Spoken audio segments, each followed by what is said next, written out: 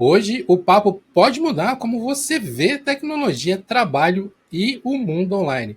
Vamos falar de escolhas de carreira, tendências e segurança digital. Essas discussões que dividem opiniões e algumas histórias que podem te ensinar algumas coisas. Nesse Geocast, nós vamos questionar algumas certezas que você tem a respeito da internet, repensar conceitos e, quem sabe, ver por outros ângulos o futuro que já está acontecendo bem diante dos nossos olhos. Se prepara, porque nesse Geocast vai rolar de tudo um pouco: programação, inteligência artificial, ataques cibernéticos e muito mais que você pode imaginar. E eu estou aqui com meu companheiro apresentador do Geocast, Jonathan Simeone. Obrigado pelo convite mais uma vez para participar aqui. Eu sei que nem sempre eu estou presente, mas dessa vez a gente tinha um convidado que me fez querer estar aqui, porque é uma das pessoas, um dos colegas de YouTube, até eu posso dizer, mais simpáticos e inteligentes que eu já esbarrei aí pela interwebs, Felipe Deschamps. Seja muito bem-vindo. Muito obrigado. É uma honra ter sido chamado para participar desse podcast. Fazia um tempão que eu queria fazer uma collab com vocês, um grande canal, uma grande admiração, conteúdos frequentes. Eu sei na pele o quão dolorido que é manter tanto tempo de canal. Acho que só quem faz sabe, né? Então, meus sinceros parabéns também pelo trabalho de vocês, que é fantástico e ajuda muito a nossa comunidade. Tem um grande demográfico do nosso público que são programadores ou pessoas interessadas em programação. Então, eu acredito que o seu conteúdo ressoa muito com o público aqui do Geocache. Mas sempre tem aquelas pessoas que estavam em Nárnia, estavam perdidos em alguns lugares por aí. Para quem ainda talvez não te conheça, Felipe, se apresenta aí, fala do seu canal, fala, né, da sua, como tem sido a sua história recente, talvez até como começou o Felipe Deschamps programador virar o Felipe youtuber. Bom, meu nome é Felipe Deschamps, eu me considero um programador hoje. Eu sou apaixonado por ensinar programação. E aí, entre o que eu gosto mais, se é programar ou ensinar programação, eu sinto que eu gosto mais de programar, mas ao mesmo tempo eu tenho uma facilidade muito, muito, muito maior em ensinar. Então, eu sinto que esse foi meu chamado, e aí é assim que eu consigo ajudar mais pessoas. Então, a minha história com programação, na verdade, começou de uma forma horrível. Eu odiava programação com todas as forças, porque eu tinha colocado na minha cabeça que eu nunca ia aprender a programar. Eu tinha colocado na minha cabeça que eu não era capaz de me tornar um programador, que isso era uma atividade que demandava muita inteligência e não me achava muito inteligente. E eu não sou muito inteligente. E quando eu percebi que eu não era muito inteligente, quando eu tive inteligência suficiente para perceber que eu não era muito inteligente, porque quando a gente é jovem, a gente pensa que muitas vezes a gente é super-herói, né? E quando eu percebi que eu era uma pessoa normal, foi um choque. Foi ali que eu precisei compensar de alguma forma, e uma forma que eu uso para compensar até hoje é o esforço. Então eu me esforço muito, muito, muito mesmo. Eu entendi que, beleza, eu não sou tão inteligente quanto várias pessoas que eu admiro, mas eu até às vezes consigo ganhar em algumas verticais porque eu me esforço mais, sabe? Eu não fico acomodado, então eu vou atrás. E aí, durante essa jornada de encostar na programação, eu desisti, sei lá, umas 3 vezes de programar. E aí, mas eu sempre ficava tentando, né? Inclusive, eu sempre vinha pela parte do negócio e tentava escapar da parte técnica da engenharia o mais rápido que eu conseguisse. Então, por exemplo, uma época eu quis criar um fórum, um chat em tempo real para o mercado de bolsa de valores. Eu tinha esse desejo, eu queria causar esse impacto. E aí eu fazia da forma mais gambiarrenta que tinha a parte do código, porque eu não gostava, só queria me livrar daquilo logo, sabe? E aí isso tinha um prós e contras. O pró é que eu conseguia chegar no impacto, rápido. O contra é que eu não conseguia dar o segundo passo. Nunca nenhum projeto meu eu consegui dar um segundo passo. Até eu chegar aos 30 anos de idade e por algum motivo meu cérebro me deu um choque, assim, ó, pá! Eu até falei num vídeo no canal, assim, que ele pegou pelo meu pescoço, me chacoalhou e falou assim, você vai agora se tornar um programador, porque isso é uma das coisas mais importantes que vai acontecer daqui pra frente. Hoje é muito óbvio falar isso, né? Mas antigamente não se tinha tanta segurança em que a área da tecnologia ia inundar o mundo. E aí meu cérebro falou assim, um contador que não sabe tecnologia, não sabe programação, e um contador que sabe, o contador que sabe programação vai ter muito mais chances no mercado dali para frente. E isso para qualquer profissão. Médico, qualquer coisa. Se você sabe programar, você anexa isso na sua profissão atual. E aí programação é uma coisa muito bonita, porque ela consegue se encaixar em várias coisas. E aí vesti a camisa de programador e pau. E aí o meu canal no YouTube ele surgiu mais ou menos nessa época também. Eu estava trabalhando numa empresa que eu era muito, muito, vou dizer, talvez maltratado por um outro time de tecnologia, um time mais sênior, que entendia realmente mais de tecnologia do que eu. E eu era escrachado, assim, o negócio era brabo mesmo. E aí eu pensei, caramba, se tá, eu tô querendo me tornar programador e tal, e aí se isso for o mercado na qual eu vou trabalhar, eu também então não quero. Não quero. Ou eu faço alguma coisa para mudar esse mercado, para tentar ajudar a mudar esse mercado. E eu decidi tentar ajudar. E aí foi dali que surgiu o meu canal. Ele surgiu como uma revolta mesmo. Eu me revoltei e queria contribuir com alguma coisa para o mercado se tornasse o que eu acreditasse que ele deveria se tornar. Tanto que, se eu não me engano, acho que foi o segundo vídeo do canal, foi um dos primeiros vídeos do canal. Ele se chamava, se eu não me engano, 10 coisas que todo desenvolvedor babaca fala. E muitas dessas coisas eram as coisas que eu escutava na vida real. E aí eu quis soltar esse vídeo para outras pessoas no Brasil, ou independente de onde elas estivessem no mundo, se elas vissem esse vídeo, soubessem que elas não estão sozinhas. Sabe, tem mais alguém incomodado com a situação e vamos, então, juntos tentar melhorar um pouco esse mercado. E aí, dali, foi só continuar o trabalho. Então, esse foi o início. Esse foi o início da jornada. Você é autodidata em programação? Ou você fez algum curso, fez Eu fiz... faculdade? Como é que foi? Não fiz faculdade. Eu sou formado em gestão financeira, EAD, tecnólogo. Eu sou tecnólogo em gestão financeira. Então, se você quiser gerir a sua empresa financeiramente, não me chama também, porque não gosto. Não sei como é que eu acabei fazendo isso, mas eu fiz. E eu fui muito autodidata, assim. É sacanagem falar autodidata, porque eu não peguei um computador desconectado da internet e aprendi a programar, correto? Então, eu consumi outros cursos que são tutoriais, são vídeos tutoriais, livrinho de PHP é uma coisa que mudou minha vida. Então, eu consumi materiais de outras pessoas me ensinando a programar. Então, eu não sei nem qual que é a definição, qual que é o limite da definição autodidata, mas eu sinto que eu aprendi muito com outras pessoas, sabe? Não aprendi sozinho ali, desceu a programação em mim, sabe? Inventei a Sim. programação aqui. Mas, eu acho que é o autodidatismo na linha de que você mesmo guiou o seu aprendizado. Tipo, eu quero aprender isso, depois eu aprendo Perfeito. aquilo. Isso, não fiz nenhuma Sem um formação... currículo definido, nem nada disso. Não, clássica não, assim, não, nada. No início do seu canal, eu tenho a impressão de que você fazia realmente muitos tutoriais ou pegava alguns conceitos e meio que destrinchava eles. Isso acho que é meio que natural, todo mundo começa com esses, até dá para se dizer, conhecimentos de base, fundamentos, coisas que você acredita que vão sedimentar, às vezes, o teu próprio conhecimento. Eu lembro que quando eu comecei a fazer vídeos, um pouco dos primeiros conteúdos que eu criei, em texto mesmo, antes do YouTube, se for ver, porque a gente mantinha o blog do Geolinux por vários anos antes do canal chegar a existir, e os conteúdos que eu escrevi eram muito nessa linha de coisas que eu aprendia e eu queria sedimentar aquele conhecimento, então eu explicava meio que para mim mesmo, mas para os outros também e tal.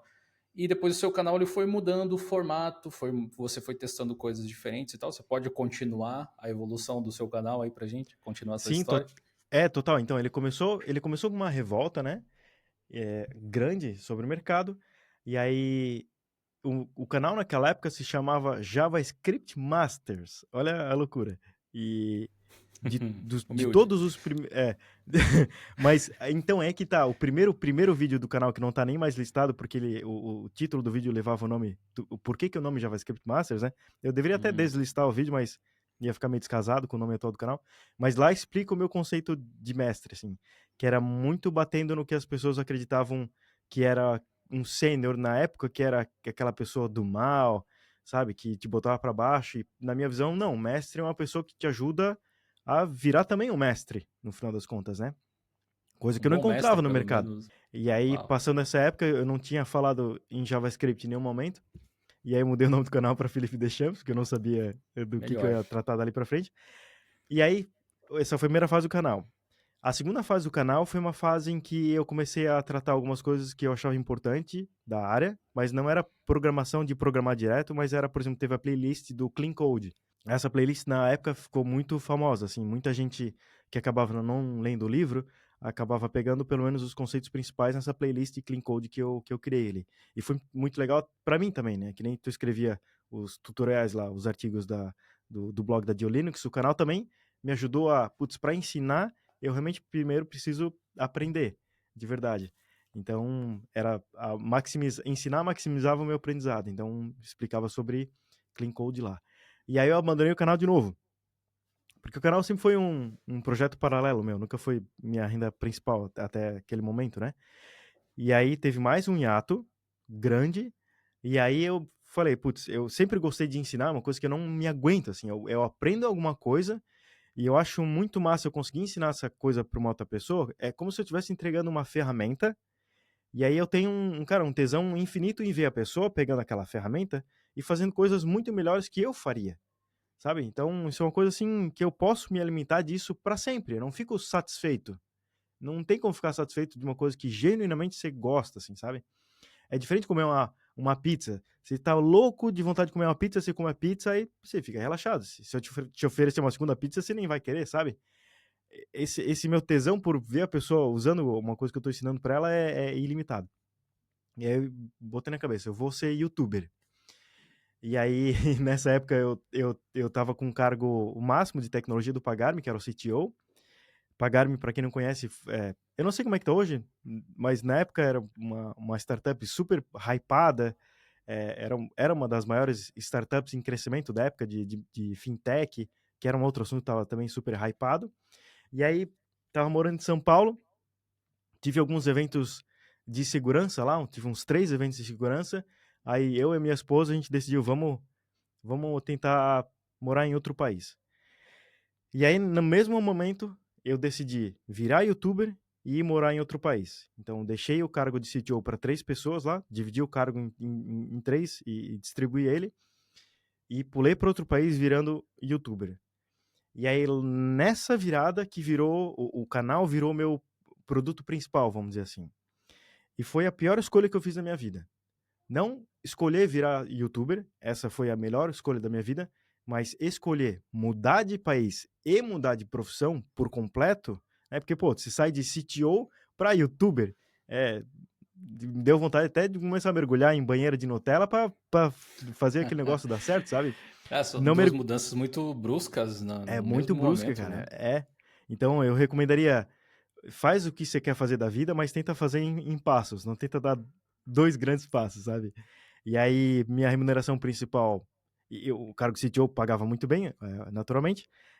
Comecei a receber salário de youtuber, e aí tem um grande agravante que eu continuei recebendo o mesmo salário do YouTube, né, em real, só que os meus gastos viraram em dólar canadense, que era vezes 4. Então, para você ter noção do que eu passei, pega os teus custos hoje e multiplica por 4. E entende financeiramente como é que você vai estar, se você vai estar tranquilo. Eu não fiquei desesperado. E aí comecei a fechar um monte de parceria no canal, comecei a meio que, até certo ponto, perder a mão de tanta parceria que eu tava fechando, o pessoal começou a reclamar, e aí eu estanquei, fechei o contrato, encerrei o contrato com todo mundo, com medo de tomar multa, né, porque todos os contratos tinham multa, não tomei nenhuma multa, o pessoal entendeu super bem, assim, foi bem legal isso, porque também não tava de sacanagem, né, eu expliquei toda a situação, e aí foi ali que eu iniciei o programa de membros do canal, e isso ajudou muito, assim. Então, o canal foi indo. E aí só que tem mais, tem mais uma fase também do canal. Aí eu não consegui tocar o canal de novo porque eu tava fazendo o Tab News. O Tab News é um portal. Como é que eu posso explicar o que é o Tab News? É um. Se você conhece o Hacker News, que é muito comum nos Estados Unidos ou em outras partes do mundo, é um agregador de links, vamos dizer assim, que as pessoas vão voltando. É como se fosse um Reddit, talvez seja mais fácil de entender como Reddit, mas ele é mais cru que o Reddit. E eu queria fazer uma versão brasileira. E aí eu programei isso junto com a comunidade open source, inicialmente junto com os membros, depois abri para a comunidade open source. E aí com isso, terminando, de dentro, que quando eu ia fazendo, eu ia gravando alguns vídeos e apresentando para a turma, assim, o que vocês acharam dessa mecânica, né? Por exemplo, uma das coisas que eu fiz lá, eu reimplementei uma parte do sistema financeiro do Pagar.me dentro do Tab News. Tem uma mecânica lá que você ganha moeda, você ganha pontos de experiência, e eu usei o mesmo core do Pagar.me que aguenta, por exemplo, pancada de Black Friday. E eu reimplementei lá. E eu gravei um vídeo mostrando, ó, ficou assim. A pessoa falou, esse é o teu curso já? Você tá gravando o curso? Eu falei, não, eu só tô gravando um vídeo que solto e tal. E aí vem o estalo. Caramba, e todo mundo pedia para eu fazer curso de programação, né, iniciante. Para iniciantes eu pensei, não vou fazer para iniciantes, eu vou fazer para quem já iniciou, mas agora quer se profissionalizar, quer se tornar um profissional. E aí dali surgiu o curso.dev. E aí o canal parou mais uma vez. E aí agora eu voltei recentemente e eu só voltei com um desafio que eu me coloquei que foi eu só vou voltar com o canal no YouTube se eu conseguir tirar por completo a parte da edição do canal. E ali foi o primeiro contato que eu tive com vibe coding. Porque eu falei, eu não quero programar também, eu vou usar essa oportunidade para eu só ver qual é o limite da vinda dessas LLMs com linguagem natural. E aí, com linguagem natural, quase que integralmente, vai dizer, 99% fui com linguagem natural, criando um script que fazia umas magias que eu queria fazer. E aí, hoje, esse script, ele edita para mim os meus vídeos, mas o script em si é uma nojeira. Nem eu entendo e daqui a pouco nem a LLM tá entendendo, porque é assim, não dá. Né? É pior do que eu lá no passado, quando fazia as gambiarra só para me livrar da tecnologia. Parece que a LLM também faz isso. Deixa eu me livrar Entendi. logo disso daqui. Alguns dos seus vídeos recentes, eles têm, tipo, um certo padrão mesmo, né? Eu percebi isso, tipo, a distribuição dos elementos e tal. E você dizer que você usa um script que funciona quase como um template para coisa, explica muita coisa. É sempre o mesmo padrãozinho agora, tudo a mesma coisa. Inclusive, meu irmão abriu um canal no YouTube agora também, sobre investimentos, e ele tá usando o mesmo script, e o vídeo, ele sai igual, no mesmo, com os mesmos cortes, o mesmo modelo. Mas a gente pensou, ou é isso, ou não dá para voltar, sabe? Porque adicionar mais um vídeo para editar, até às vezes diário, né, que a gente tá fazendo na nossa estrutura atual, não daria. E como a gente não quer crescer mais, a gente fez esse trade-off. Mas o pessoal tá gostando, tá muito legal. Tipo, dentro da sua experiência como programador, o que você acha que no final das contas é um bom código? É ter uma manutenção fácil? É ele ser fácil de ler? É ter um desempenho? Eu vou dar uma resposta que ela meio que acaba desencadeando várias outras coisas que são muito importantes. Então, num geral, eu vejo que a coisa mais importante que um código precisa ter é ele ser altamente fácil de ser alterado. A alterabilidade de um código, para mim, é a coisa mais importante que tem. Por que que é? Porque um código que é fácil de ser alterado, ele pode inclusive estar errado, que você consegue fazer a coisa certa. Um código fácil de ser alterado, ele pode não estar resolvendo o problema de ninguém, mas pode ser alterado para resolver o problema de alguém. Um código que é fácil de alterar, que está com baixa performance, ele pode ser alterado para ser um código de alta performance. E o contrário não necessariamente é verdade. Um código de altíssima performance, geralmente, ele começa a ficar críptico. Então, se a pessoa às vezes quer fazer um CRUD de usuários e se preocupa em otimizar a otimização da otimização de como é que se insere esse registro no banco de dados, o código vai com certeza ficar cada vez mais críptico numa funcionalidade que deveria ser fácil de se entender e alterar, para às vezes encaixar novas funcionalidades. Uma hora que, como é que se chama aquele termo quando o ganho ele não começa mais a valer a pena? É, diminishing returns. É, começa o retorno, você ganha assim performance, mas ela não faz mais diferença alguma, mas ela é totalmente destrutiva na questão de alterar código. E como eu falei, para mim alterar código é uma coisa, a alterabilidade de um código é uma coisa muito importante, porque se você não consegue alterar um código, você não consegue dar os próximos passos. E eu já vivi isso na pele e eu sei o impacto ruim que é esse. Muita gente já viveu na pele em códigos legados, né? Por que todo mundo reclama de código legado? Não dá para entender, não dá para alterar. Por exemplo, não tem teste, tem tudo, as pessoas têm medo de alterar, se mexe uma coisa quebra. Então, nota que eu não sei se esse termo alterabilidade existe, ele foi inventado agora, mas nota como isso é fruto para várias outras coisas importantes. Então, não acho que performance é o mais importante, dado isso. Não acho que daí causar impacto é a coisa mais importante, apesar que é muito importante. Não acho nada. E eu acho que alterar código é uma coisa ultramente importante. E aí isso vai te habilitar a fazer as próximas coisas. Então, isso seria. E aí, em segundo lugar, o que eu acho mais importante é, então, de fato, o código ele resolver um problema real, alguma dor real que alguém está tendo. Porque daí você pagaria para resolver. Você vai se encontrar em situações que as pessoas pagariam para resolver a sua dor, e aí você tem um negócio que para em pé, correto? Se você não tem um negócio que para em pé, você vai precisar de investimento. mas o investimento uma hora vai acabar, se esse negócio não parar em pé, se esse investimento não retornar. Então, no final das contas, o negócio sempre tem que parar em pé. Então, eu diria que essa é a segunda coisa mais importante. Mas já que esse é um fator importante, o que, na sua visão, torna um código alterável? Tipo, quais são Perfeito. os elementos que ele tem, já que a gente está falando de um bom código, e esse é um dos requisitos que você colocou para chamar um código de bom código. Quais são esses elementos que tornam ele alterável, na sua visão? Eu vejo que tem algumas coisas, né? Tem o famoso clean code, que é as coisas estarem nomeadas de um jeito adequado, né? As variáveis não ser banana, maçã, A1, o cliente você coloca C, TL, tipo, não dá, fica críptico, sabe? Então, tem coisas básicas, né? Funções que são simples e pequenas de se ler para você abstrair aquilo lá. Então, tem essas coisas mais da pirâmide de Maslow, vamos dizer assim, do que a gente está falando. Mas eu vejo também que é muito importante a parte cognitiva. Inclusive, até tinha o Rafa da equipe compartilhou um artigo muito legal sobre a nossa cabeça, ela tem um limite cognitivo, né? Então, se você entra num sistema, e aí para você entender essa parte do sistema, você precisa entender essa outra parte do sistema. Só que para entender essa outra parte do sistema, você precisa entender outra parte do sistema. Pode ser uma engenharia maravilhosa, mas tudo isso não vai contribuir para você conseguir alterar o código. Então, é difícil de matematicamente ou dizer qual que é a linha do meio, sabe? Então, tem uma linha do meio, que ela separa o que é over-engineering do que é under-engineering.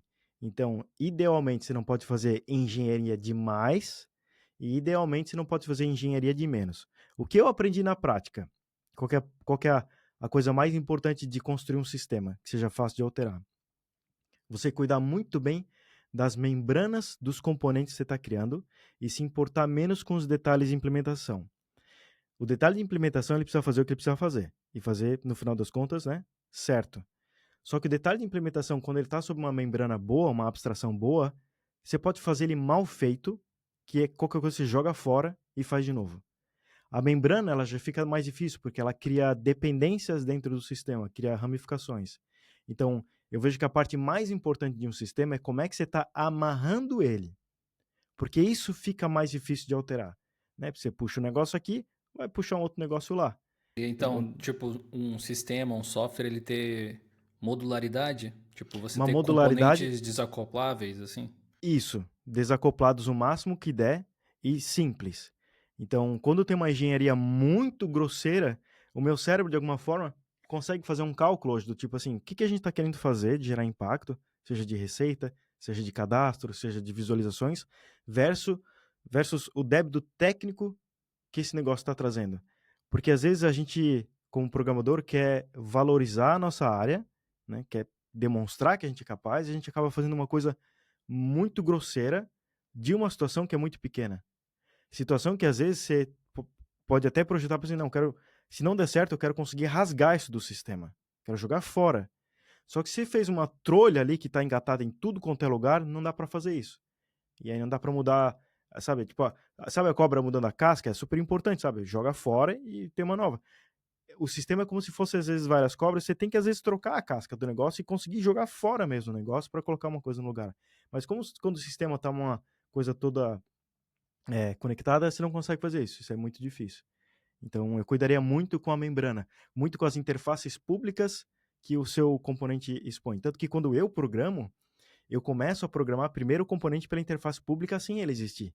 Eu já começo usando, né? Então, vou voltar, por exemplo, de criar um usuário, né? Tô, sei lá, se for adotar MVC, pelo menos estou dentro do controller, e agora dentro do controller, o cara bateu na rota barra users com post e quer criar um usuário. Em vez de eu programar um model, eu já começo usando o model. Porque eu quero entender, assim, qual que é a forma mais gostosa, desaclopada que eu consigo fazer de gerar um model no sistema. Sei lá, users.create passa um objeto ali para dentro, né? O exemplo mais básico. Aí depois que eu vou correr para o detalhe de implementação, porque o detalhe de implementação é de fato a coisa menos importante para mim. Então eu vou lá e implemento. E aí, não ficou performático. Então no próximo passo, mensura, otimiza e mensura de novo. Aí você tem métrica para saber se você está fazendo um bom trabalho. Porque muita gente otimiza o negócio que não faz diferença nenhuma, né? Eu consegui sair de, sei lá, de 50 milissegundos para 25 milissegundos na criação de um usuário, né? 50% de ganho. Pô, sensacional. Mas a request inteira, ela tá demorando, sei lá, 1 segundo, você não conseguiu otimizar nada. Você acha que você conseguiu ganhar 50% de performance, mas você não ganhou 50% de performance, porque a história do usuário, que o seu sistema não tá lá dentro do banco de dados, encostando no banco de dados e fazendo esse create, entendeu? A história do usuário tá numa request que vai e volta, que às vezes faz múltiplas requests para ele ver o resultado final. Então você gasta uma quantidade de energia absurda para otimizar uma coisa que não precisa, deixa o sistema mais críptico, mais difícil de alterar, e aí depois ninguém entende por que tá tão difícil de adicionar uma nova feature, por que as sprints não estão sendo entregues, que é por causa desse tipo de atitude, entendeu? Eu vejo. Sim, eu não sou programador, que fique bem claro, gente. Então, se eu falar qualquer besteira aqui, Felipe me perdoa, os ouvintes do Geocast me perdoam. A minha extensão de programação se limita a scripts de shell que eu usava para fazer pequenas coisas quando eu trabalhava com infra. Hacker aí, ó, hacker total.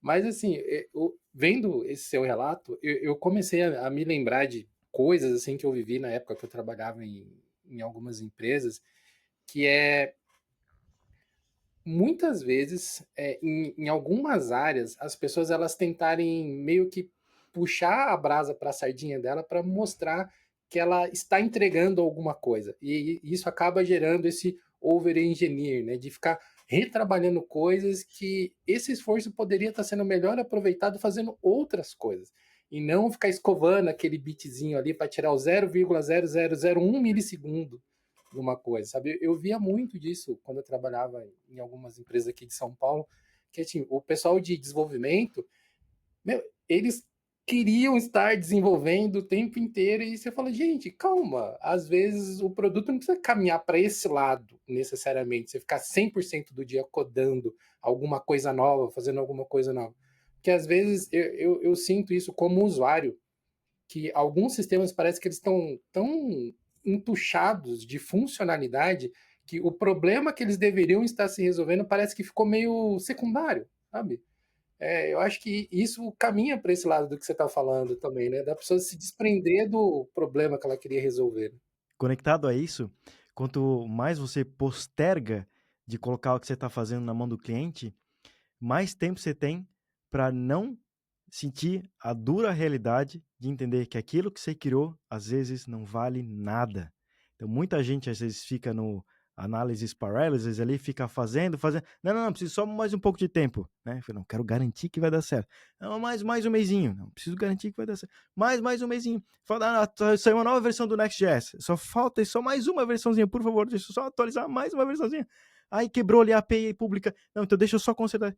Por quê? Você está evitando de colocar aquela feature na mão do cliente e falar, pô, mas aqui não serve para nada, cara, não resolve meu problema, foi mal, você gastou tempo. Então é doloroso você ter conversa difícil, não é doloroso? Você não posterga conversa difícil? Claro que você posterga. Software é a mesma coisa, é doloroso você entregar coisa na mão do usuário, porque você pode tomar uma negativa, sabe? Só que quando você aprende a gostar do processo, e aí você gasta menos energia para criar e gasta mais energia para entregar, fica mais gostoso. É aquela história do stop loss na bolsa de valores, né? A ação caiu, você comprou na alta, a ação caiu, não vou dar stop loss, vai subir. Caiu, quanto mais cai, menos você quer vender.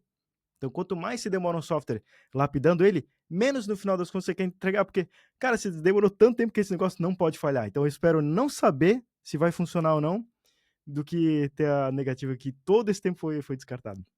E aí, sobre o negócio ali do que o Ed estava falando também, eu vejo que as pessoas elas passam por alguns estágios, né? Do júnior, pleno e sênior, sendo que o pleno é o estágio mais desgraçado que tem, cara. Eu já passei por isso, é desgraçado, é a adolescência. Na adolescência, você quer testar os seus limites, correto? Então, quando tem um programador adolescente, né? Independente da idade dele, mas na carreira adolescente, pô, é natural você querer testar os seus limites de capacidade de engenharia.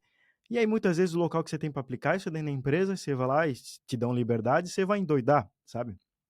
E aí você quer testar, pô, olha só esse negócio complexo que eu consegui criar, né? Mas você tá fazendo para você testar os limites, você não conseguiu ainda, sabe, abrir a cabeça e ver que, cara, o mundo é maior do que só você, sabe? Você não é o centro do mundo. E aí que você começa a entrar na senioridade, tipo, putz, tem que fazer coisas pensando no cliente também, né? Em todo mundo. Então, é dali que você vai indo na senioridade. Tanto que sofisticação de implementação, ela começa muito baixa em júnior, ela fica muito alta quando é pleno, e aí volta a baixar quando você é sênior, sabe? Como fabricar um bom programador agora? Porque esse assunto, eu acho que você já abordou diversas vezes ao longo da história sobre como se tornar um programador melhor. O seu próprio curso tem muito dessa vibe, é um compartilhamento constante de conhecimentos e experiências para pessoas que já estão na área. Então, na sua visão, como você se torna um bom programador? No longo prazo mesmo, assim, porque eu acredito, pelo menos essa é a minha visão, você pode até me contradizer se você achar diferente, mas assim como qualquer outra atividade que requer prática, eu acho que é uma questão de tempo também, não é só de empenho, sabe? Você precisa de experiência junto disso. Mas qual é a sua visão, Felipe? Que é um bom médico, né? Na minha visão, quando é um bom médico, você entra lá e ele sabe identificar o seu problema. Ele sabe pedir, às vezes, o exame certo, e de todas as gamas de remédio que se dá para dar numa pessoa, ele consegue dar o remédio certo. Então, ele sabe olhar para ti e sabe, não, você tá, deixa eu aqui mensurar, tá, você tá com isso. E eu vou resolver o teu problema, e é isso. Um bom programador, ou qualquer profissão, na minha visão, é isso. É como se ser um bom médico, né? Então, se eu sou um bom programador, o que eu estou fazendo dentro de uma empresa? Depende também do tamanho da organização da empresa, nem todo mundo vai ter a liberdade de fazer isso, mas é conseguir entender o cliente e falar, não, a sua dor é isso daqui, ó. Então eu vou te dar esse remédio aqui. Inclusive, eu vou tentar ter o menor caminho que eu conseguir para te entregar esse remédio. Então é isso. E eu vejo que muitas pessoas, elas não são bons médicos, né, programadores dentro das empresas, porque elas não sabem justamente olhar a dor que a pessoa está fazendo. Tipo, a pessoa está com dor no peito, puta, eu não consigo levantar, programador, me ajuda, eu não consigo levantar, tô com dor no peito, eu preciso produzir, eu preciso trabalhar. Aí a pessoa chega lá e pinta a unha dela. Ah, é isso que você queria? Não, pô, eu tô com dor no peito, sabe? Mas eu não sei identificar o que que é, eu nem sei que é dor no peito, só não tô conseguindo levantar. E ele vai lá e pinta a unha da pessoa. Caramba, pô, animal a unha, ficou bonita, show. Mas sei lá, uma coisa estética, não é isso que a pessoa quer, sabe? Então, as empresas, elas também têm dor no peito. Elas também não estão conseguindo fazer as coisas. E você, como programador, para ser um bom programador, precisa ler a situação, o cenário, e falar, não, é isso. Vamos na jugular disso. E aí não precisa normalmente ter o melhor computador, ter melhor câmera, ter melhor luz para conseguir resolver o problema. Nem todos os problemas são assim. Então, se você quiser competir com a OpenAI, por exemplo, pô, aí é outro cenário. Aí você tem que ter especialistas, o negócio é profundo, é caro, é uma maluquice. Mas, num geral, é uma história que se repete, sabe? Você tem que ser um bom médico dentro de uma empresa. Resolver os problemas dos clientes, sabe? E é isso. Essa mensuração do ser bom é uma coisa difícil, né? De colocar uma régua, né? Tipo, ó, até aqui é ser bom. Porque, cara, tem tantas nuances no mercado e, tipo, vindo da área de infra, assim, o que muitas vezes eu vi, tinha aquele cara que era o cara que resolve o problema, que era o cara que manja, ele sabe a infra de cabeça para baixo, você fala para ele, aquele terminal, tá, sei, tá, o IP é esse aqui, vai lá que vai dar certo. Mas, por outro lado, também tem aquela pessoa que ela é, como eu posso dizer, mais comunicativa dentro da área, assim, né? E às vezes ela não é tão boa em resolver o problema, mas ela é boa em fazer o cliente se sentir bem, mesmo que não tenha resolvido o problema. E, tipo, as equipes, ela tem espaço para as duas características, mas muitas vezes resolver, de fato, é o que vai levar esse cliente a continuar sendo um cliente, né? Porque se não curar a dor no peito dele, daqui a pouco ele morre. Você não tem mais esse cliente para você ser atendido. E eu vejo que hoje, talvez, por conta esse mediatismo que existe em torno de programação, de tudo, né? Hoje em dia, tá tudo muito midiático, assim. A gente vê muita gente falando mais do que produz, talvez, mais do que entrega, quando a gente pensa em soluções desse tipo. E, cara, é um cenário complicado, né? É um Tem cenário limite para tudo, complicado. né? Qual característica que eu resumiria tudo que a gente falou até então, se a pessoa quer garantir que ela está bem, é se demonstrar interessada. Tem interesse. Interesse em descobrir o problema e interesse em resolver o problema. Cara, é apaixonante trabalhar com alguém que está interessado naquilo que você está tentando fazer. É demais, assim. A pessoa interessada, ela não precisa ter a melhor habilidade técnica, ela não precisa ter a melhor comunicação, mas se ela tá genuinamente interessada, assim, não, cara, eu quero me dar bem, eu quero me dar bem, me dá trabalho, o que você achou desse trabalho? Reporta de volta, sabe? A pessoa que é interessada, cara, não sei se vocês já tiveram o prazer de trabalhar com uma pessoa extremamente interessada. É muito bom, cara. Pô, eu dou espaço infinito pra uma pessoa que tá interessada. Tipo, eu construo a rua do tamanho que ela quiser, sabe? Se ela quiser ir. Mas às vezes tem pessoas que não estão tão interessadas. Tudo bem, cada um vai ter um resultado diferente, sabe? Por conta dos problemas que a gente vem tendo de segurança recentemente, né? Tipo, o Brasil, o Pix, né, tá sendo alvo preferido agora de diversos tipos de ataques. Então, eu queria abordar um pouco desse lado de cibersegurança, de hackerismo, assim, porque isso é uma coisa que foi mudando ao longo dos tempos, né? Antigamente tinha uma certa romantização na palavra hacker, e hoje a maioria das pessoas sente um arrepio quando escutam a palavra hacker, porque tomou uma conotação negativa, né? Tipo, a gente que é mais da área de tecnologia, a gente entende as nuances das palavras, a diferença entre você ser um hacker ético e você ser um criminoso, né? Muitas vezes as pessoas evitam usar as palavras certas para as coisas, né? Mas quem, sei lá, quem invadiu o Pix é um criminoso que, por coincidência, conhece programação. Eu acho que primeiro, até começando um pouco do que o Ed falou, para esclarecer, tem uma diferença entre a palavra hacker e a palavra, diria, cracker até. O hacker é uma pessoa, é um estado de espírito que nós, da área de tecnologia, a gente deveria sempre ter, que é, inclusive, é a pessoa interessada, correto? Então a pessoa ela sempre tem que estar interessada em cavucar e hackear aquele negócio, porque disso você vai achar muita brecha de segurança. O cracker, ele tem essa mesma característica, mas pro lado perverso.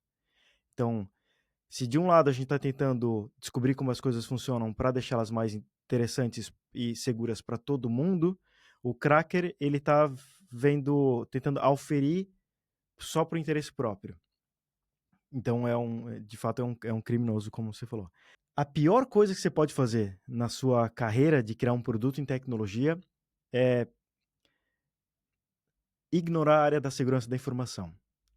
Essa é uma área. É, é como você ser um corpo humano navegando no mundo sem anticorpo. Cara, você tá ferrado. Você não vai durar nada. Nada. Tem exemplos desastrosos de soluções que ignoraram isso. A gente tem uma recentemente. Safos é o nome do software.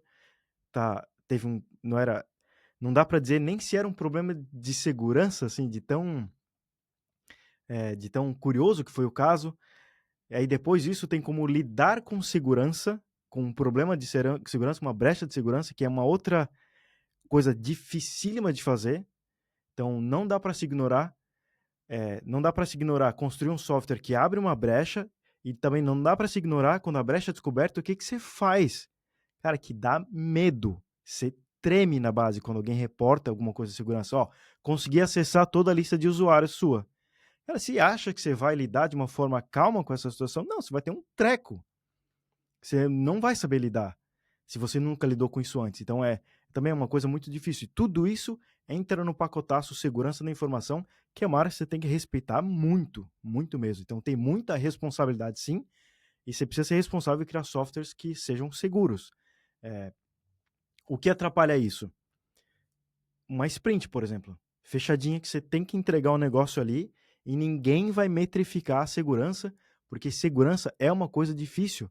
Às vezes, nem um time de Red Team dentro de uma empresa consegue achar instantaneamente uma falha de segurança de um software que acabou de ser feito, sabe? Às vezes demora meses, às vezes a descoberta é por sorte.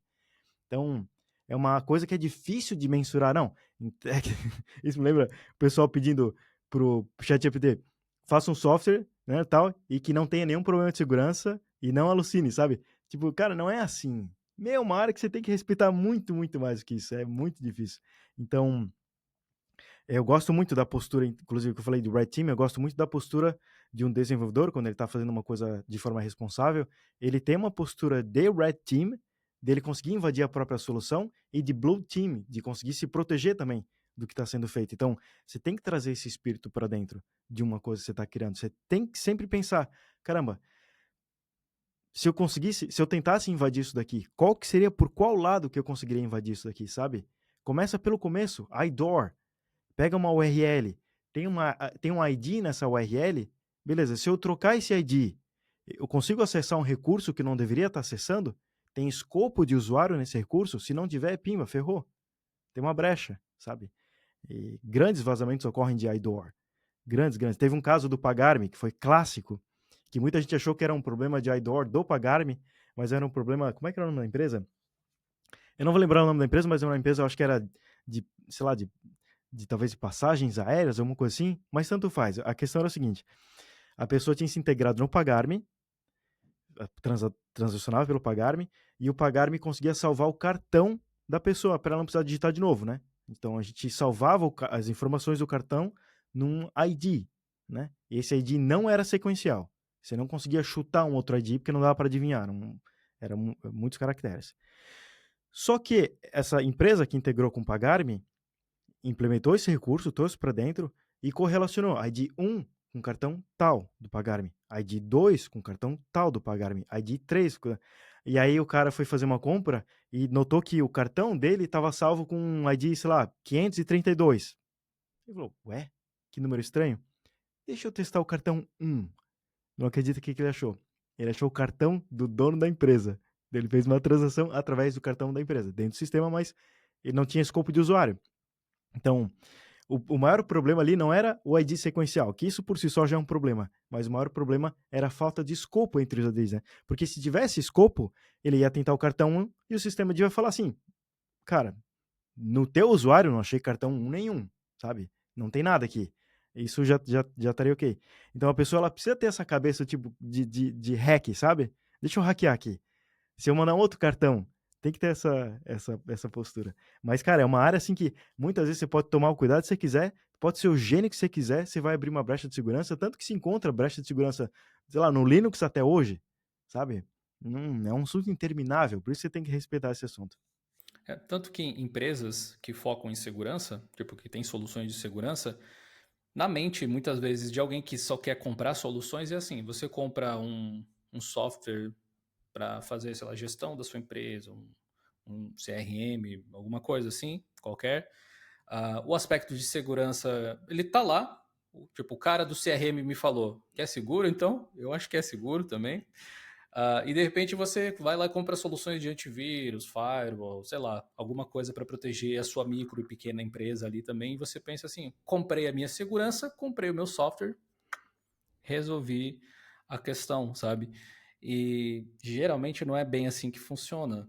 Só que até chegar na raiz do problema, iria depender de que essas pessoas que passam um cartão de fato para comprar o software, elas identifiquem esse elemento como um problema, que é uma coisa que dificilmente vai acontecer, especialmente se não forem pessoas técnicas. Fora que tem também uma vertical que é muito difícil você tampar, que é engenharia social, né?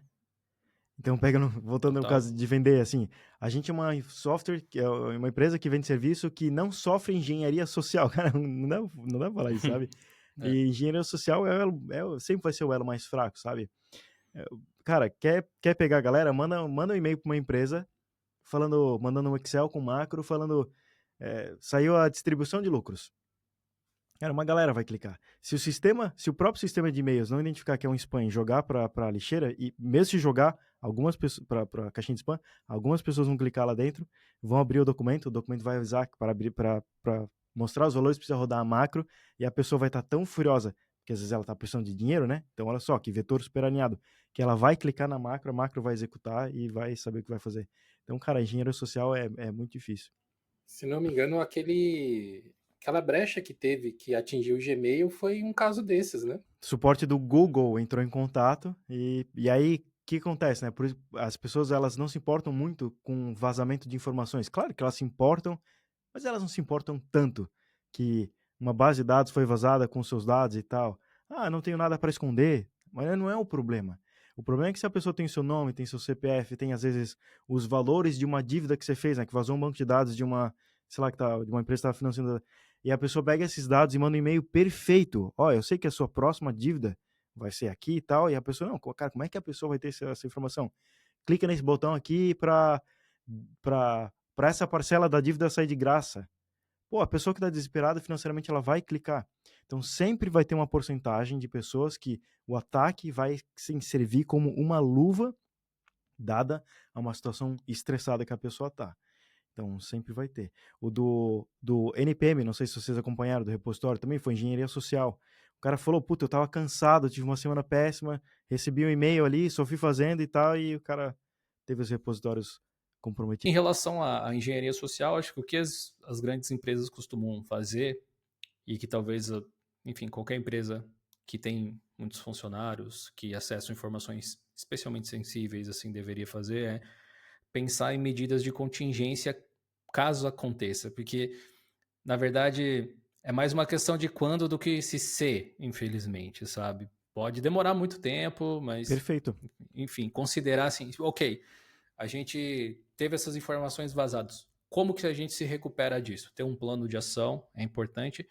E eu acho que treinar as pessoas e você mesmo que é literado tecnologicamente, de repente está ouvindo aqui a gente, ou assistindo, tentar se treinar para lidar com certas situações, entender quais são os veículos de comunicação dos seus bancos, por exemplo, ou dos serviços que você utiliza, para justamente não cair nesses e-mails de, olha, sei lá, pague a sua dívida será perdoada se você se cadastrar nesse programa, não sei o quê.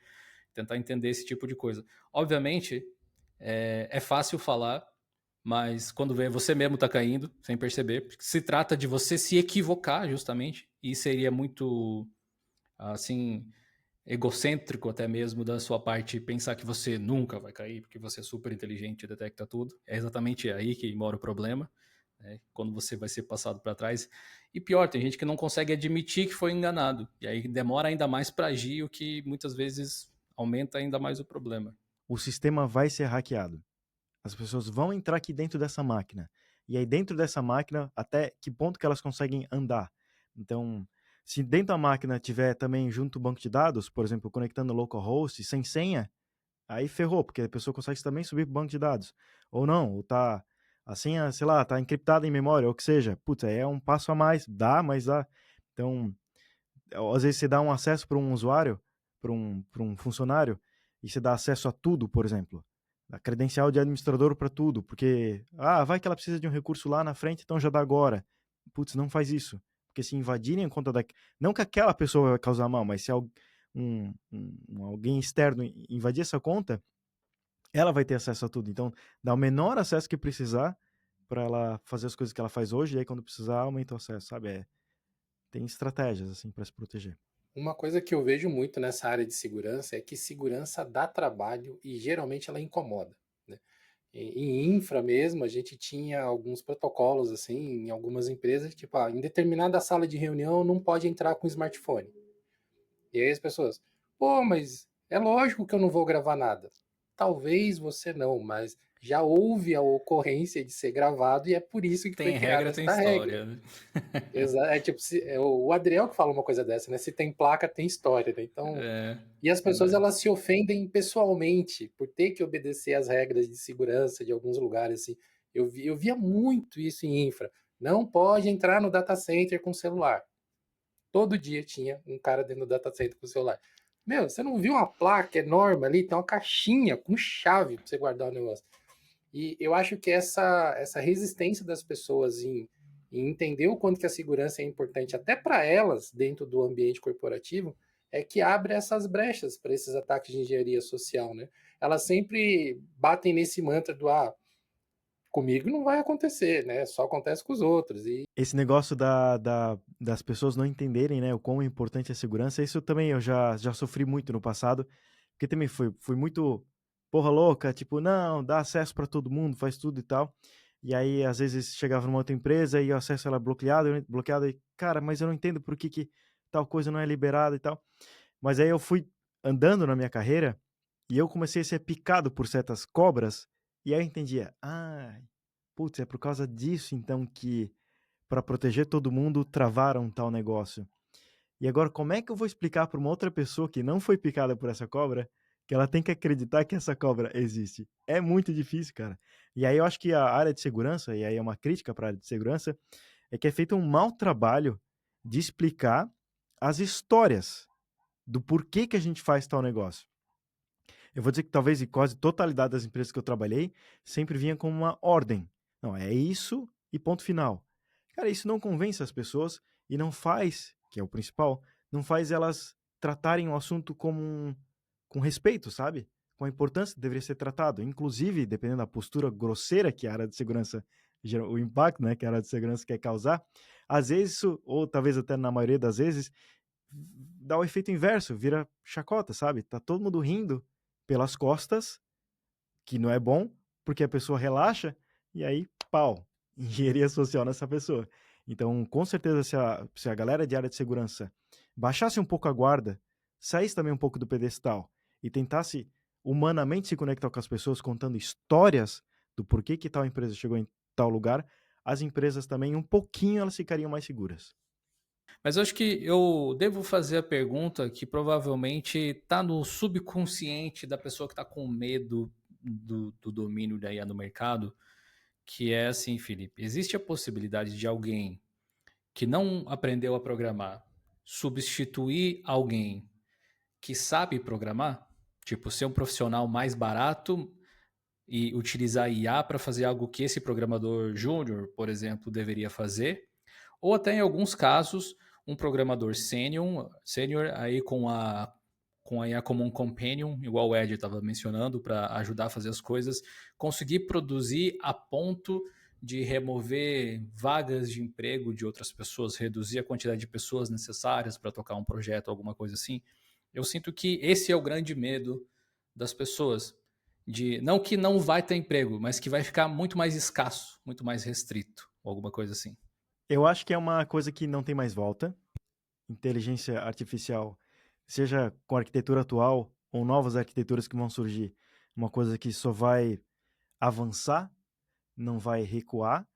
Então a gente tem uma linha de progresso, vamos dizer, ideal da tecnologia, que é o que ela consegue fazer e para o que ela serve, e a gente está flutuando em cima dessa linha, né? Então às vezes a gente fica eufórico demais e às vezes a gente fica depressivo demais, né? Então, como tu falou, a gente falou, isso aqui não serve para nada, então a gente estava abaixo da linha do que era. Aí de repente, opa, não, nossa, a gente tá muito abaixo da nossa expectativa, da expectativa real. Daí a gente foi lá para cima, né? Estilingou lá para cima. Isso aqui vai acabar com todos os empregos amanhã. E a gente viu que não era amanhã, daí a gente, opa, desceu para baixo. Então a gente vai chegar uma hora que vai normalizar. E isso acontece quase todas as tecnologias, né? A euforia, a depressão de uma entrada de uma coisa disruptiva. De qualquer forma, eu acho que mesmo que a gente passe por uma bolha, quando ela estourar, a gente vai ver que não tem só ar dentro dela, né? Então, por exemplo, pega o caso de NFT. Cara, NFT é uma bolha que quando estourou, tinha muito ar dentro. Não quero dizer que não tinha coisas valiosas lá dentro, e não quero dizer também que às vezes NFT renasça no futuro com uma solução para todos os nossos problemas. Mas quando estourou, tinha pouca energia basal para sustentar a continuação do projeto, da ideia sendo usada por outras pessoas. Diferente de inteligência artificial. O exemplo que eu uso cara, pode estourar uma bomba nuclear em cima de inteligência artificial. Eu e vocês vão continuar utilizando inteligência artificial na mesma quantidade, sabe? Talvez a galera ficou eufórica demais, mas isso não quer dizer que na linha que eu tracei antes ali, ela existe, porque ela existe, a gente não consegue ver ela, mas ela existe, a gente só consegue sentir, sabe? Quando passa por ela, a gente vai sentindo ela, mas não dá para ver ela. Mas se estourar ou não a bolha, continua sendo muito útil. Então, sim, é uma ferramenta que, assim como talvez o autocomplete avançou a gente um pouco, né? Não dá para se ver programando sem autocomplete, por exemplo, né? Então, assim como o autocomplete, a inteligência artificial eleva isso para um outro nível. E também, nada na natureza sai de graça, e tudo é uma troca. Assim como o autocomplete faz tu não decorar as coisas dentro do sistema, os comandos, e aí não fica tão safo, não consegue decorar, por exemplo, na minha época, quando eu quis decorar propriedade CSS, eu só consegui decorar as trocentas mil propriedades CSS quando eu desliguei o autocomplete e fui manualmente digitando propriedade a propriedade. Foi dali que eu aprendi, eu sei até hoje as propriedades. Então, e aí depois que eu decorei, eu posso usar o autocomplete para me acelerar mesmo, sabe? Então, o trade-off que eu tô vendo com a inteligência artificial é a galera nova que tá entrando no mercado, se substituindo por ela, né, para ser mais produtivo, às vezes que até precisa para concorrer no mercado atual, mas ao mesmo tempo não está entendendo nada do que está fazendo. E aí, cara, isso vai dar só um primeiro passo. Essa pessoa não vai conseguir dar o segundo passo. Só vai conseguir dar o segundo passo se de fato a inteligência artificial dominar tudo. E aí, se também dominar tudo, não interessa para ninguém, sabe? Não interessa. Mas nada, de nada, se chegar na GI. Só que se não chegar, quem fez o exercício de se transformar antes num bom programador e usar a inteligência artificial como multiplicador, vai conseguir se alocar melhor. É a mesma história do que eu comentei no começo. Do contador que não sabe programação e do contador que sabe programação, o contador que sabe programação é mais valioso, até porque essa pessoa sabe pensar melhor, é mais engenheira. Hoje, o versus ali é o programador que não sabe programação versus o programador que sabe programação. E é a mesma coisa. O programador que sabe programação, com o mundo de IA, vai estar sempre na frente daquela pessoa que não sabe programação, sabe? Sabe dar os melhores prompts, que seja, sabe revisar o código para não ter uma brecha de segurança óbvia que vai aparecer. Porque quem vai tomar a culpa, no final das contas, é quem está operando, né? A inteligência artificial não está nem aí, ela não tem o sentimento de tipo, o meu tá na reta, ou eu vou ser demitido. Dane-se se você até cancelar a assinatura para aquele serviço. A inteligência artificial não se importa com isso. Então, não vejo que é um vetor bem alinhado com a empresa, sabe? Eu gosto que o ser humano se sinta responsável por aquilo que a gente, por aquilo que ela faz. Então, é isso. Essa é a minha visão da inteligência artificial. Não sei para onde é que ela vai, ninguém sabe. Eu só sei que o vetor está muito claro que vai cada vez mais inundar as nossas vidas. Eu acho, assim, sei lá, eu posso estar sendo extremamente inocente aqui, mas que as pessoas elas estão com muito medo de IA, como já tiveram de outras ferramentas, porque elas ainda não entenderam ou estão com relutância de entender que a IA ela é um complemento. Tipo, o cara que já é bom com IA, ele vai ficar melhor ainda, ele vai poder fazer mais coisas ainda. Sim. E a IA ela nunca vai ter esse lance da finesse, assim, ou pelo menos vai demorar muito para ter, eu acho ainda, da finesse do olho, assim, de pegar e falar, cara, isso aqui tecnicamente ele tá certo, mas quando um humano vê isso, se ele tiver um pouquinho assim, vai gerar um impacto totalmente diferente no ser humano que está consumindo aquilo, que está vendo aquilo. Tá? E eu acho que é aí que tipo, o bom programador que usa essas ferramentas, ele vai brilhar em relação a quem só faz prompt, sabe? Eu acho que o mundo é complexo para ter de tudo, né? Então, sim, vão ter casos. Se quiser pontuar os casos, já vão existir hoje casos de pessoas que entendem menos, mas usam inteligência artificial para se alavancar, substituindo pessoas ou até times que só programam do jeito manual, demitindo, né, essa galera. Então, vai existir todos esses casos. Isso vai ter no mundo inteiro. Mas a questão que eu me coloco é, se uma pessoa que não sabe programar usa inteligência para se alavancar, por que aquela pessoa que sabe programar não vai usar inteligência para se alavancar ainda mais? Como o Edi falou, no final das contas vai ser um multiplicador de habilidade, correto? Então, uma pessoa que, aí voltando no caso da edição, né? Uma pessoa que faz o corte bruto, né? Tirando o silêncio do início e do fim de um segmento, versus uma pessoa que com um clique remove isso. Cara, a pessoa que com um clique já passou na frente. Porque remover o silêncio tem valor, mas não tem muito valor humano. Não tem nada de humano você tirar um silêncio do início ao fim, sabe? É busy work que se chama isso, é trabalho que só ocupa tempo, não tem tanto valor. Então, se a inteligência artificial entrar no mercado para tirar o nosso busy work, que é trabalho que às vezes nem a gente gosta de fazer, é sensacional. Sensacional.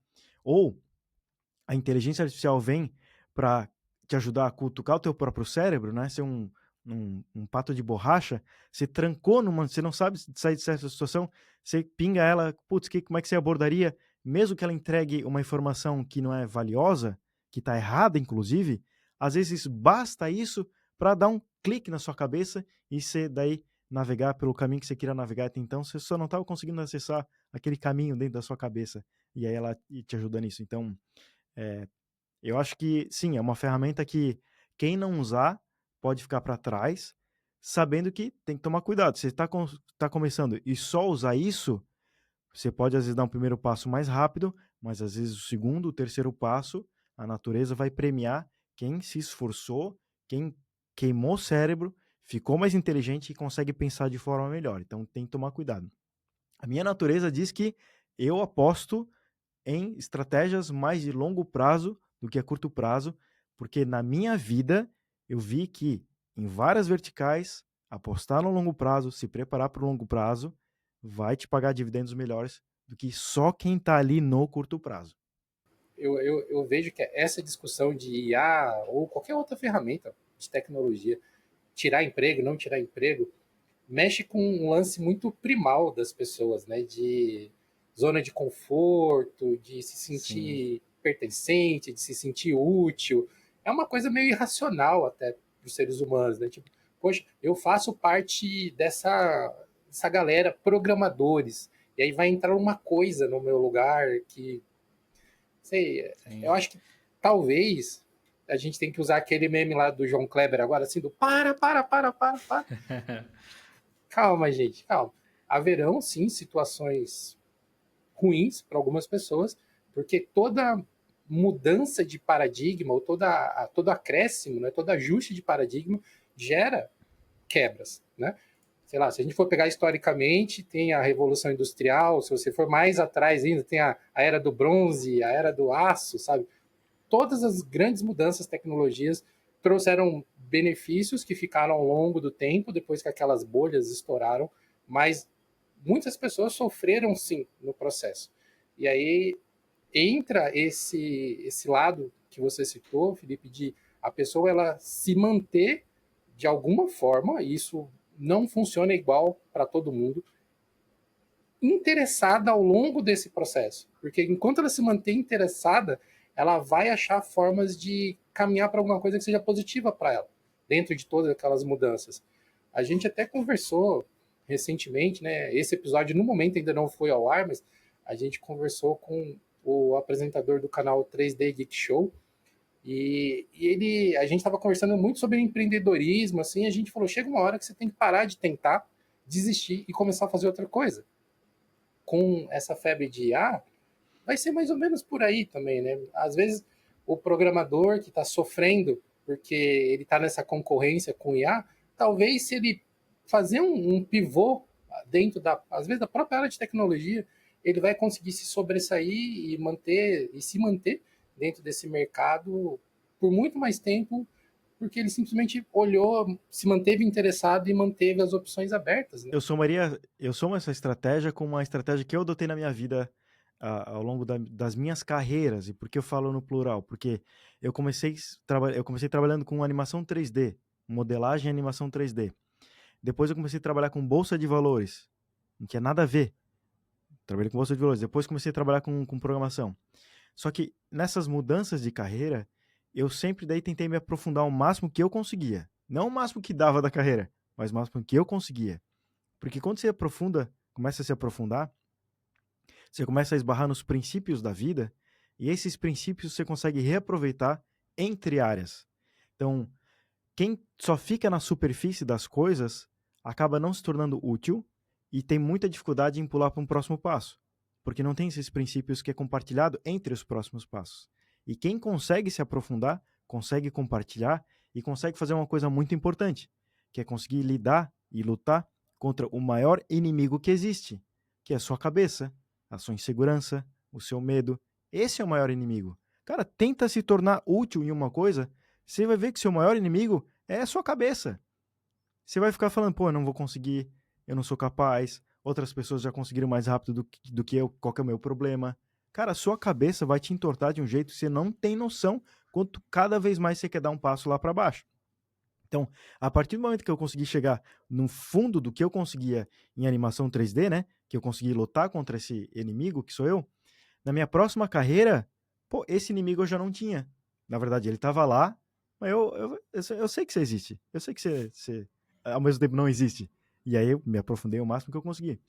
Daí, na programação, quando desceu o espírito lá que chacoalhou o meu pescoço, mesma coisa. Agora eu vou me aprofundar. Agora eu sei que não interessa esses medos internos, eu vou até o máximo que eu consigo.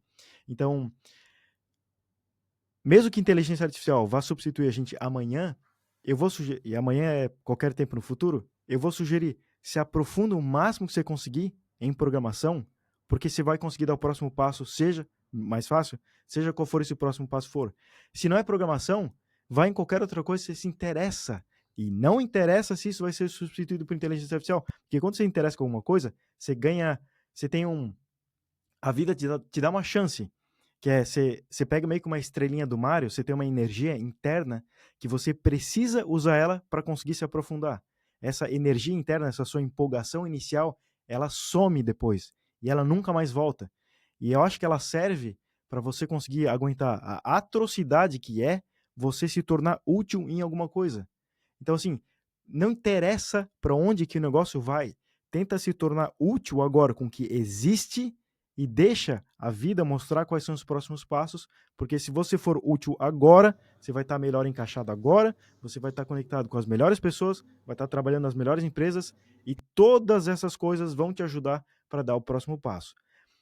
Totalmente o contrário é ficar parado com medo, não vou aprender nada agora porque vai ser substituído e, cara, assim, te garanto que você vai se dar mal com essa estratégia.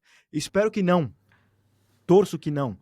Eu, pessoalmente, não vou apostar nisso. Fiquem com essa reflexão. Agradeço aqui ao Felipe por ter aceitado participar com a gente. Para mim, é um dos episódios que eu vou marcar como um check, conseguir realizar isso. Que massa. Então, muito obrigado. Obrigado, Gil, também, pela conversa sempre maneira, pela oportunidade de trazer essas informações aqui. Felipe, antes da gente encerrar, tem algum jabá, alguma coisa que você gostaria de falar para o nosso público? Sei lá, de algum projeto novo que você está lançando, alguma coisa? Fica à vontade. Projeto novo não tem, mas tem o projeto da minha vida, que é o que eu estou colocando toda a minha energia, toda não, mas a maior parte da minha energia, que é o curso.dev. O meu objetivo lá, que é até uma tara pessoal minha, não sei porquê, mas eu gosto tanto de ensinar as pessoas, que nesse projeto eu me coloquei o desafio de conseguir fazer o download do meu cérebro, de todas essas experiências, tudo que eu sofri, e todos os meus conhecimentos técnicos, tudo dentro dessa plataforma. Então eu quero fazer o download para lá, estou fazendo o download para lá. Então o projeto principal hoje é o curso.dev, é uma paixão mesmo, estou me divertindo lá dentro do projeto, ele aborda esse tema, né, de programação, de carreira, de postura, de uma forma nova. Até hoje não encontrei ninguém que abordou do jeito que eu abordei, tanto o que é falado, quanto tecnicamente como que é entregue o que é falado. Acho que quem está dentro da plataforma sabe do que eu estou falando. Então é isso, seria o único jabá principal assim, que eu teria para passar. No mais, eu quero agradecer muito o convite de vocês, eu gostei muito do papo, deu para pensar várias coisas, vocês são mentes inteligentes, isso é muito massa, é sempre muito bom conversar com pessoas inteligentes, e isso reflete também no público de vocês, que sempre que eu acompanho algum vídeo de vocês, nos comentários o pessoal também é muito inteligente, e eu gosto disso, pessoas inteligentes se encontrando em locais, então, pô, muito bom, muito obrigado e tamo junto. Boa, eu tenho um Inception, um Merchan Inception para fazer aqui então. Opa! Primeiro, eu estou cadastrado na plataforma do curso do Felipe, já dei uma olhada por dentro lá, já vi que é muito legal e você não vai se arrepender se quiser dar uma olhada também. E o marketing, o Merchan Inception é que eu tenho um link de afiliado do curso do Felipe.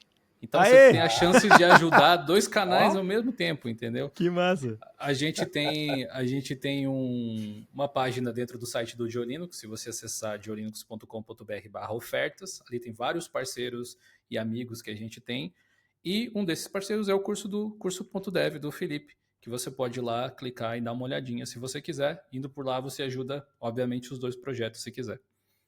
Perfeito. Tem Fica a cupom de dica aí. desconto? Vamos colocar um cupom de desconto lá, tá? Boa, vai ter um cupom de desconto então.